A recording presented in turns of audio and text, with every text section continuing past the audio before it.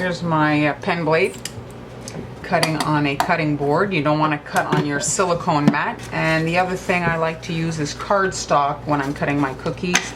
I find that it gives me just a little bit of like, you know, I can guide my blade up against it as opposed to using paper.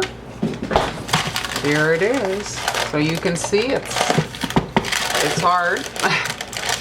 And I'm just cutting my pieces and I'm using the template. Now when you're doing something like this with long straight lines, you can use one of the lines or occasionally two to cut the next one. You see I can just go over and cut, but you have to work relatively quickly. If you want, you can do like rough cuts so that you can put the rest, like if you're doing a lot, you know, you can put the majority of it in the freezer and just pull out section by section so that it doesn't all thaw out.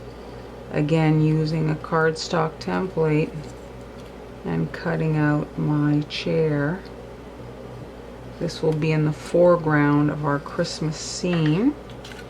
Marlene here. So the cookies are cut, they're in the freezer, they're chilling.